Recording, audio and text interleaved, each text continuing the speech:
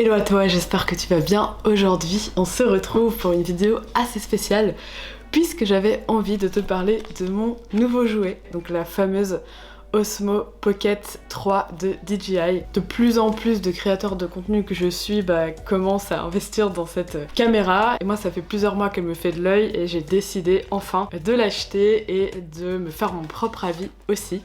J'ai déjà été voir un peu forcément les avis d'autres créateurs etc. En sachant que généralement l'avis est plutôt positif, mais j'avais envie voilà, déjà de la déballer avec toi parce que rien que pour toi j'ai fait l'effort de ne pas ouvrir mon jouet tout de suite quand je l'ai reçu parce que j'aimerais bien la découvrir avec toi et partager ce petit moment ensemble. Alors peut-être avant de déballer tout ça, j'avais envie de t'expliquer un peu dans quel contexte, pourquoi je l'ai acheté, voilà, quelles ont été un peu mes réflexions avant achat. Faut dire que moi, je suis une passionnée de tout ce qui est technologie et surtout de technologie pour la création de contenu, évidemment, puisque j'adore créer du contenu, et certainement comme toi si tu regardes cette vidéo.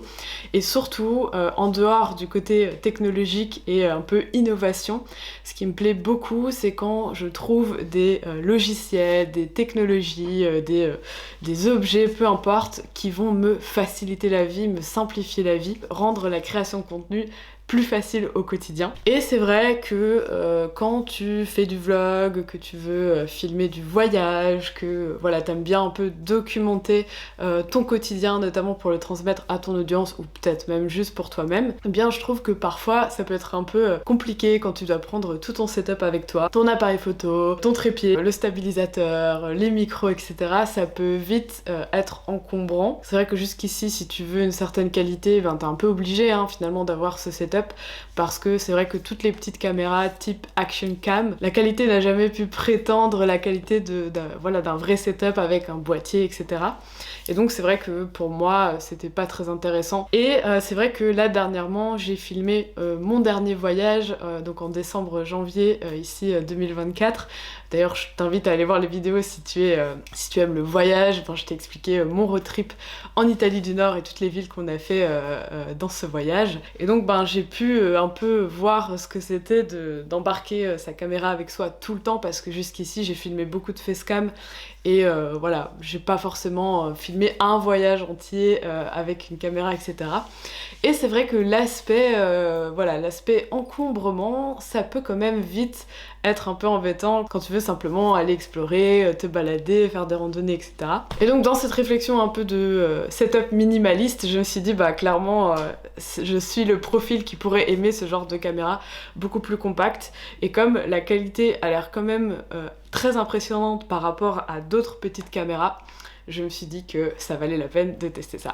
Déjà, peut-être un petit point au niveau du prix de la caméra avant de commencer. Il faut savoir que tu peux acheter la caméra seule, et là on est plus ou moins un peu plus de 500 € pour la caméra seule, ou tu peux acheter le fameux créateur combo, où là tu as carrément la caméra et tous les accessoires. Et là on est à plus de 600 € et honnêtement quand après en plus t'achètes une micro SD, et voilà, on arrive quand même facilement à plus de 700 €.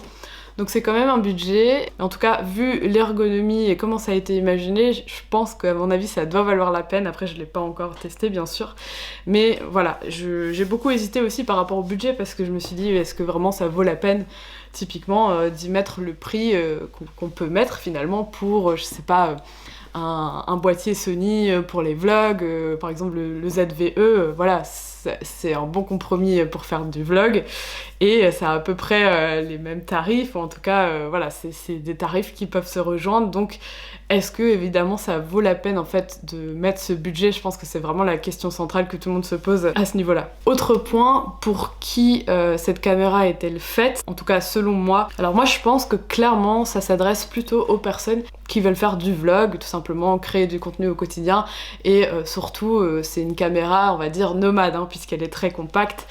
C'est génial pour quelqu'un qui va, je sais pas, voyager, faire du contenu de voyage ou tout simplement des vlogs au quotidien, même sans forcément voyager, mais clairement c'est une caméra qui est parfaite pour ce type de profil.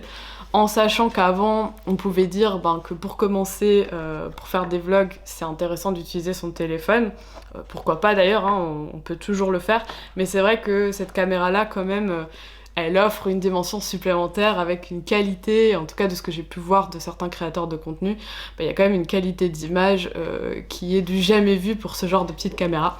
Donc ça peut être intéressant pour commencer le vlogging. Je pense qu'elle est très intéressante et forcément ça rejoint aussi l'idée de faire des vlogs. Elle est très intéressante pour les personnes qui se filment seules parce qu'on sait que c'est pas toujours facile quand on se filme seul de pouvoir faire en sorte d'être dans le cadrage. Enfin voilà, il y a plein de choses à contrôler quand on filme seul et forcément cette caméra là elle va faciliter les choses puisqu'il y a notamment un active track, donc un tracking qu'on peut activer sur un visage et donc quand tu vas bouger elle va tout simplement venir te suivre directement avec la petite caméra ici qui tout simplement va tourner pour te suivre.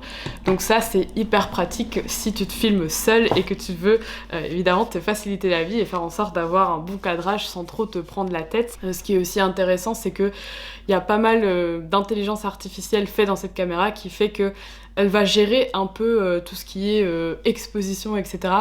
Tous les paramètres de vidéo vont être pris en charge en fait par la caméra. Il y a vraiment un côté automatique hyper intéressant pour quelqu'un qui a pas trop envie de se prendre la tête avec des réglages comme on le ferait sur un boîtier par exemple. Un autre point hyper positif par rapport au fait de faire du vlogging et pourquoi ça s'adresse aux vlogueurs, c'est aussi parce qu'il y a une stabilisation assez performante au niveau de cette caméra et ce qui est hyper intéressant quand on fait du vlog puisque voilà on passe son temps en fait à marcher, à bouger à gauche à droite et donc quand on n'a pas de stabilisation c'est toujours un petit peu compliqué.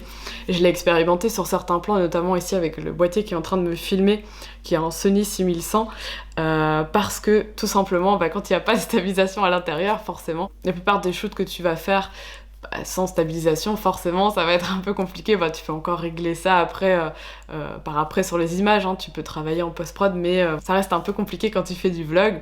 Donc ça je pense que c'est hyper intéressant parce que ça pourrait on pourrait dire que finalement cette petite caméra c'est un peu un petit boîtier avec un stabilisateur, ça remplace un peu ce setup là je trouve. Après je vais encore la tester mais pour avoir regardé pas mal de reviews, c'est un peu l'avis général que j'ai pu voir. Donc voilà un peu pour à qui ça s'adresse et pourquoi en fait ça s'adresse à cette catégorie de personnes. Trêve de blabla, je vais ouvrir tout ça avec toi.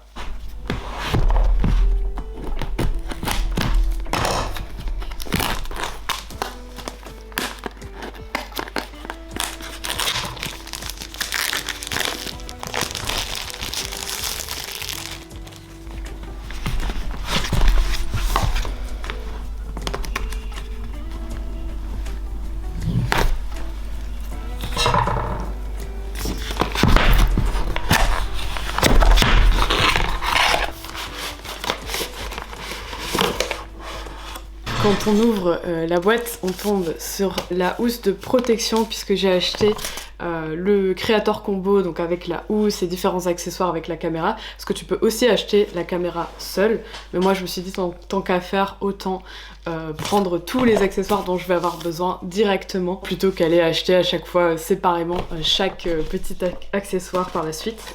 Et puis il y a donc une autre petite boîte à côté de cet étui. On a ce qui est je pense la protection et on va sans plus attendre ouvrir ce petit étui.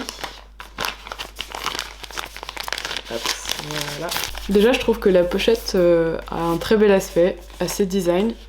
Voilà, agréable à regarder, agréable aussi au toucher. En tout cas c'est un toucher je trouve assez quali. Avec une petite anse qui peut être pratique pour tout simplement la prendre en main. Voilà l'intérieur de la pochette de transport. On a donc la caméra. Qui à première vue est assez compacte, donc vous voyez ma main qui n'est pas très grande d'ailleurs, elle tient très facilement dans la main, donc voilà j'ai trop hâte en tout cas de la tester avec le petit écran juste ici. Ensuite on a ça, je pense que c'est l'extension de batterie pour avoir un peu plus d'autonomie, je suis pas certaine mais il me semble que c'est ça.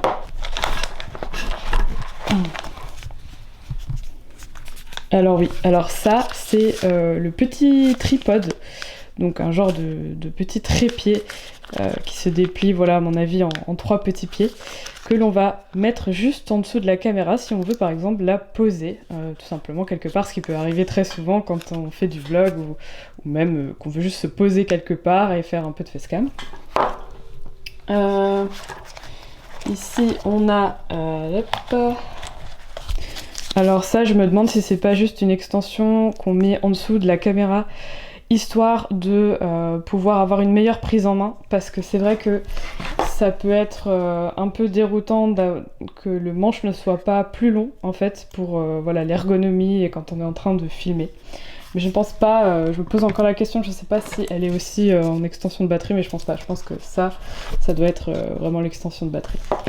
Déjà ce qu'on peut remarquer c'est que la pochette est aussi, en dehors d'être visuellement assez belle, elle est aussi très facile et ergonomique, c'est-à-dire que vraiment il y a des compartiments et ça permet de vraiment ranger les différents accessoires au bon endroit et de pas se retrouver avec une pochette où tout est après en désordre une fois qu'on transporte les différents éléments. Donc ça c'est un point super positif je trouve. Ici on a le micro et ça c'est un point très intéressant de la caméra parce qu'en fait la caméra est elle-même un récepteur. Donc en fait pour filmer il suffit tout simplement d'activer le micro. Donc c'est vraiment très plug and play, hein, donc c'est pour ça que je parlais de setup minimaliste et de facilité. Il suffit d'allumer le micro pour voilà, lancer l'enregistrement audio. Alors que pour certains micros, comme par exemple pour vous voyez les micro rods que j'ai juste ici, quand on utilise voilà, des micros comme ce micro rod par exemple, il faut le récepteur hein, qu'on va brancher à la caméra et puis voilà le micro, sauf qu'ici tout est simplifié puisque le récepteur est la caméra elle-même, donc ça c'est super. Et ensuite ici on a le câble de recharge tout simplement, un petit bonnet coupe-vent et la petite cordelette tout simplement à mon avis pour la mettre juste ici je pense, voilà, juste ici en dessous de la caméra. Alors ça je pense que c'est l'objectif grand angle qui est livré avec et qu'il suffit de magnétiquement mettre sur la caméra et qui permet normalement d'avoir une vision un peu plus large, en tout cas un angle un peu plus large, mais j'avais entendu que c'était pas non plus comme on pourrait le voir sur un objectif grand angle. Et ceci, par contre, je ne sais pas ce que c'est, donc ça, il faudrait que je me renseigne. Bon, déjà, ce qu'on peut dire, c'est que rien qu'en voyant un peu le setup et la façon dont ça a été imaginé, on est vraiment sur une caméra qui a été pensée pour être utilisable vraiment hyper facilement, pour qu'il y a vraiment un côté un peu plug and play, pour qu'elle soit vraiment utilisable facilement, tout est accessible. Alors moi, la seule chose qui me fait peut-être un peu peur par rapport à cette caméra, et je crois que je te le dirai après l'avoir testée pendant plusieurs semaines, voire plusieurs mois, c'est peut-être la fragilité, parce que ça a l'air quand même d'une caméra avec des éléments assez petits, voilà, des petits fonctionnements, donc pour le coup je pense que déjà ça va aider d'utiliser la fameuse protection là pour quand on ne l'utilise pas, mais c'est peut-être le côté un petit peu moins avantageux dans le sens où je pense qu'il faut quand même y faire attention et que ça doit pas être comme par exemple une action cam que tu vas mettre dans ta poche et que elle est étanche, elle est anti-poussière, voilà, tu peux éventuellement elle peut résister à des chocs, etc. Je pense que sur cette caméra on n'est pas sur quelque chose comme ça. Mais bon, ça je testerai bien sûr et je ferai un retour après quelques mois. C'est peut-être un point d'attention et il faut y faire attention. Je pense que c'est pas une caméra non plus pour faire caméra de sport ou caméra d'action, clairement pas. Alors ce qui est aussi intéressant je pense sur cette caméra, c'est que comme c'est la 3, évidemment il y a eu 2 versions avant celle-ci. Et ce qui est vraiment bien, c'est qu'en fait, ils ont fait en sorte déjà que le capteur soit plus grand. Donc le capteur de la caméra est plus grand, il fait je pense 1 pouce. Et donc ça permet vraiment d'avoir une certaine lumière en fait, puisque plus ton capteur est grand, plus il va prendre de la lumière et des informations, et donc forcément plus tu auras une meilleure qualité. Donc ça c'est déjà bien parce qu'on arrive à une qualité qui est quand même impressionnante pour une petite caméra. Et puis l'autre chose c'est que sur les 2 anciennes versions, donc moi je les ai pas testées les 2 anciennes versions, mais j'ai regardé un peu à quoi elles ressemblaient et c'est vrai que l'écran en fait faisait simplement la taille du manche, ce qui réduisait évidemment la taille de l'écran, et ils ont trouvé ce côté ingénieux de faire tout simplement pivoter en fait l'écran, comme vous voyez ici. Je trouve que ça c'est une idée vraiment hyper ingénieuse pour avoir un plus grand écran sans pour autant avoir un manche plus grand. Donc ça, je pense que le côté retour caméra, c'est aussi hyper pratique. Quand on vlog, on peut voir directement à quoi ça ressemble et surtout on a un rendu sur un écran plus grand que les anciennes versions, ce qui peut être vraiment génial pour créer son contenu vlogging. Je pense qu'il y a aussi une utilisation qui est possible, c'est en webcam. Alors pareil, il faudra tenter l'expérience, je ne l'ai pas encore tenté évidemment, mais il paraît qu'on peut aussi l'utiliser en webcam, donc pourquoi pas effectivement l'utiliser pour avoir une webcam de meilleure qualité que celle qui est directement intégrée sur votre ordinateur. La question qu'on peut se poser aussi, c'est est-ce que cette caméra quelque part peut être utilisée au niveau professionnel? Donc est-ce que par exemple en tant que vidéaste, on peut utiliser cette caméra? De ce que j'ai pu voir, en tout cas dans les reviews, pas mal de vidéastes même l'ont recommandé. Alors, je pense pas qu'on puisse faire peut-être tout un projet avec cette caméra, parce que de ce que j'ai pu voir, il y a peut-être un truc qui est un peu gênant, c'est que le côté par exemple tracking et tout, c'est super, mais il y a un côté pas très naturel en fait. C'est-à-dire que quand tu vois les images des créateurs de contenu qui l'utilisent, c'est vrai que on voit très fort le côté tracking. Voilà, il y a peut-être cet aspect-là où c'est peut-être pas hyper naturel comme rendu, et ça pourrait gêner. Par contre, ce qui est intéressant, c'est que je pense clairement que tu peux l'utiliser pour quelques shoots au niveau pro, parce que tu peux accéder au format log qui permet après de refaire un étalonnage, etc. Donc je crois que clairement, elle a sa place pour du contenu professionnel. Maintenant, ça dépend comment on l'utilise aussi. Alors c'est parti pour le test grandeur nature avec la caméra, puisque j'en profite pendant ma pause de midi où j'aime bien marcher une petite dizaine de minutes, parce que comme je reste assise pratiquement toute la journée, je trouve que c'est important de passer un petit peu de temps debout, ou en tout cas en train de marcher, pour prendre un peu l'air et puis se bouger un peu. Donc là j'enregistre sans le micro, et là je vais activer le micro pour que voilà, on puisse voir la différence. Donc, le micro déjà vibre quand il s'allume, donc ça c'est vraiment bien, comme ça on sait qu'il est allumé. Et là je vois sur mon écran que tout est connecté, donc ça se met directement sur mon écran, et je vois une petite barre lumineuse juste en haut qui me montre effectivement quand ça sature un peu trop. Donc on voit la barre de son qui monte et qui augmente en fonction du moment où je suis en train de parler. En dehors de ça, c'est vrai que la première prise en main, on sent directement à quel point c'est hyper agréable de juste avoir quelque chose qui pèse pas lourd, qui est pas très grand, et qui permet pourtant de filmer de manière assez efficace. Donc clairement, ce qu'on remarque, c'est que on est sur une caméra où l'objectif principal, ce qui a été vraiment travaillé, c'est clairement l'ergonomie au niveau de la prise en main, etc. Et ça, je trouve que finalement, c'est un bon parti pris, parce qu'il n'y a pas beaucoup de caméras qui ont travaillé cette partie-là. Et donc, on se retrouve toujours sur des setups, des caméras assez encombrantes, et puis caméra plus petite et compacte, mais moindre qualité. Donc là, je pense que DJI a trouvé un peu un marché, enfin en tout cas j'ai l'impression, puisque il propose une option de caméra qui est un peu entre les deux, quoi. Donc qui permet d'enregistrer facilement de manière stabilisée, et puis en même temps d'avoir quand même une certaine qualité. Après, on verra en termes de qualité effectivement si on peut se contenter de ça ou pas, ou si en fait il faut quand même complémenter avec une caméra professionnelle. Donc voilà, mais je pense vraiment que là on est sur un produit surtout pour des personnes qui n'ont pas trop envie aussi de se prendre la tête avec 10 000 réglages, mais plutôt avoir quelque chose d'assez simple qui enregistre très simplement. Et tout ça de manière compacte, et vraiment quand tu tiens la caméra en main, tu vois que c'est le cas, quoi. Je pense que si tu as envie de te simplifier la vie, cette caméra est vraiment pas mal. Et surtout si tu veux faire du vlogging. Et il y a aussi autre chose qui est intéressant, c'est que si tu es créateur de contenu et que tu aimes bien faire tout ce qui est interview, tu peux en fait te procurer un deuxième micro et le connecter directement. Donc ça peut facilement aussi faire l'affaire en termes d'interview, et ça c'est hyper intéressant. Et puis aussi en termes de webcam un peu nomade, donc si tu fais des formations ou bien que tu dois animer des lives ou que sais-je, eh bien tu peux aussi l'utiliser. Donc voilà, j'ai voulu te filmer un peu des images en dehors du côté facecam pour voir un peu ce que ça donne quand tu filmes ce qui est autour de toi, tout simplement. Et franchement, déjà au niveau de la stabilisation, ça a l'air incroyable. Enfin, après, je le vois juste sur l'écran, mais c'est vrai que l'image est assez stable malgré le fait que je marche.